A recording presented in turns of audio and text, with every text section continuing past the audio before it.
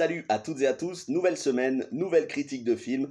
Et comme pour la semaine dernière, on va avoir des rattrapages de films qui étaient sortis au cinéma que je n'avais pas pu voir. Cette fois-ci, c'est Boîte Noire qui est sorti en septembre dernier avec Pierre Niney.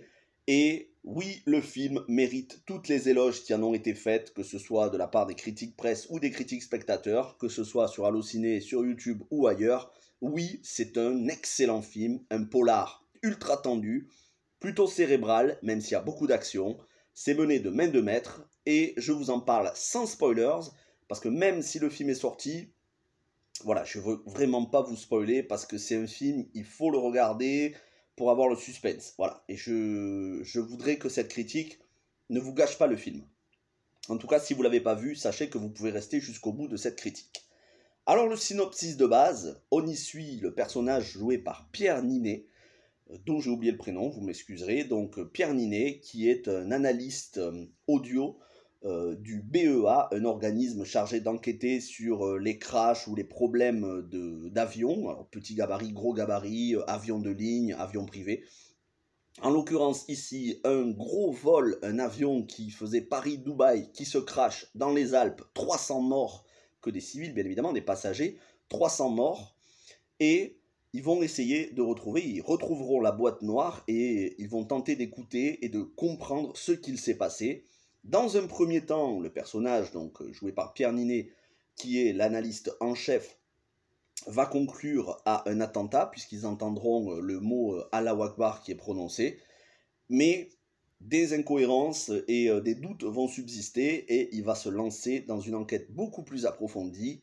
Et là, il va se heurter non seulement à sa hiérarchie, mais aussi à des entreprises aéronautiques et des entreprises de sécurité qui sont toutes mêlées à ce crash.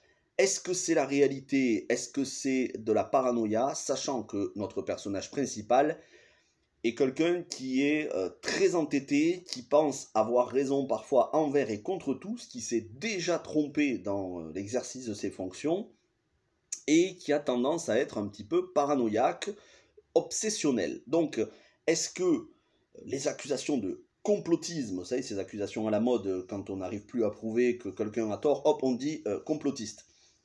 Donc, est-ce que les accusations de complotiste sont fondées, ou est-ce qu'au contraire, il a raison sur toute la ligne, envers et contre tous?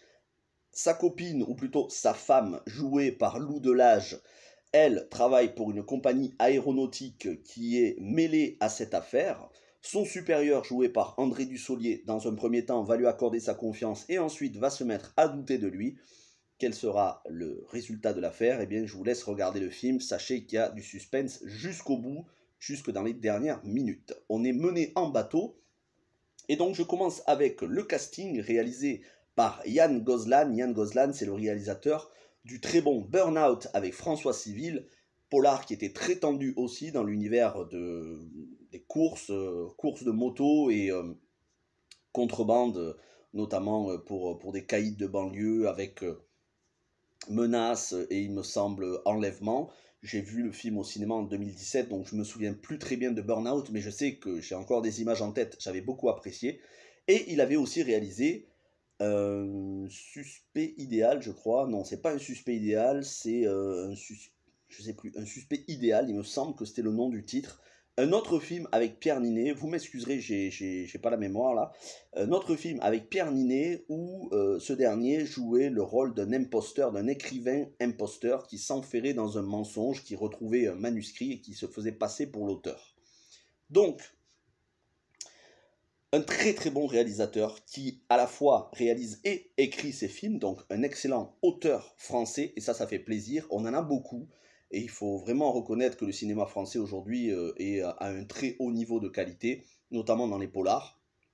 Je sais qu'il y en a certains, ils ont du mal quand ils vont marquer, quand ils se voient coller l'étiquette cinéma français, il y en a certains qui sont réticents, faut pas être réticent, on est au niveau du cinéma américain, pas forcément dans les blockbusters, ça c'est clair, mais au niveau de l'écriture de certains polars, oui, le cinéma français aujourd'hui est à la hauteur du cinéma américain largement. Le cinéma européen de manière générale est à un très haut niveau, et quand on a des réalisateurs comme Yann Gozlan, oui, c'est un excellent film, et c'est un film qui certes a beaucoup d'influence, notamment il y a une influence très présente du style David Fincher, par rapport à la paranoïa, par rapport à la manière dont c'est filmé, à l'ambiance. C'est un petit peu le style Fincher. Certains y verront du style Coppola ou De Palma. Je ne suis pas assez spécialisé dans ces réalisateurs pour le dire. Mais quoi qu'il en soit, oui, le film est énormément inspiré de réalisateurs américains. Pour autant, il trouve sa personnalité. On a ensuite un casting, donc Pierre Ninet, que l'on ne présente plus, Lou Delage, qui est une habituée du cinéma de Mélanie Laurent. Elle avait joué sous la direction de Mélanie Laurent dans Respire, avec Joséphine Japy, que j'avais vu, que j'avais apprécié, et plus récemment dans Le Bal des Folles, le dernier film en date de Mélanie Laurent dont j'ai fait la critique sur la chaîne, et elle était excellente. Lou Delage, c'est une grande jeune actrice qui a un talent énorme, elle déborde de talent. Nul doute que ce sera une très grande actrice de ces prochaines années et qui sera récompensée, multi-récompensée, ça fait aucun doute. Et enfin, on a André Dussolier qui fait le supérieur hiérarchique. André Dussolier, on ne le présente plus, toujours aussi charismatique. Donc, un excellent réalisateur, scénariste, un excellent casting, une écriture irréprochable, très technique, c'est peut-être un peu trop technique pour certains, mais c'est ce qui fait justement tout l'intérêt du film, c'est que ça rend crédible la chose. Vous allez avoir pas mal de logiciels, d'écoute, de filtrage, de son audio, de procédures. Vous allez avoir pas mal de termes techniques, aériens, donc tout ça rend la chose très crédible. C'est vrai que ça peut paraître un petit peu lourd, mais en même temps, voilà, c'est un film qui est ancré dans le réel. Donc, un scénario excellent, des dialogues qui ne sont pas en reste, il n'y a aucun dialogue inutile dans le film, aucun. Tout est brillamment écrit, vraiment. Et surtout, un rythme effréné. Pour un film qui est plutôt cérébral, il n'y aura pas de coup de feu dans le film, ne vous attendez pas à des fusillades ou ce genre de choses, ou à du sang, il n'y en a pas. Mais il y a une action qui est rythmée du début à la fin, c'est très tendu, limite paranoïaque à certains moments. On a toujours peur pour le personnage qu'il soit découvert parce que à plusieurs moments il va essayer d'espionner, de s'infiltrer dans des endroits pour découvrir la vérité. Donc on a vraiment cette tension qui est palpable. Donc absolument aucune longueur durant les près de 2 heures du film. Mais si je devais trouver un point négatif qui m'a sauté aux yeux à la fin du film, et c'est malheureusement le cas sur beaucoup de films français, c'est que les films français n'arrivent pas à conclure. C'est un très bon développement, les 90% du film sont excellents, mais malheureusement, il y a cette conclusion qui est pour moi bâclée. Ça méritait 10 minutes de plus pour vraiment développer le sort du personnage, ce qui se passe pour le personnage principal.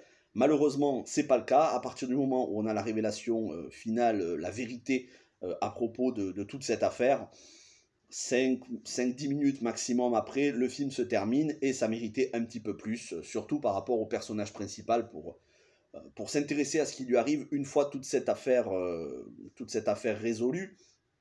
Malheureusement, je peux pas vous spoiler, hein, parce que vraiment je tiens à vous garder le suspense. Vous comprendrez quand vous verrez le film.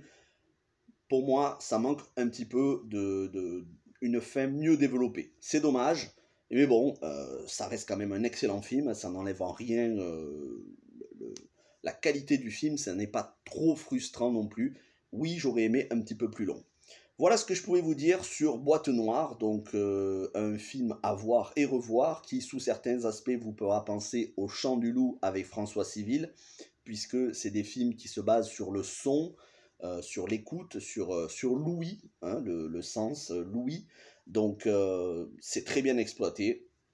C'est aussi un film qui joue sur les théories du complot. C'est très actuel, c'est d'actualité. Est-ce que c'est du terrorisme? Est-ce que c'est du hacking? Est-ce que tout ça vient de la corruption de certaines entreprises? Est-ce que tout ça est des élucubrations dues à de la bipolarité ou de la folie ou de la paranoïa? Donc le film brasse tous ces thèmes-là et il le fait brillamment. Boîte Noire de Yann Gozlan avec Pierre Ninet, Lou Delage, André Dussolier, sorti en septembre 2021. Je vous le recommande chaudement. Vous ne verrez pas passer les 2 heures de film. Merci d'avoir regardé cette critique. On se retrouve cette semaine pour beaucoup d'autres vidéos. En attendant, portez-vous bien. Ciao tout le monde.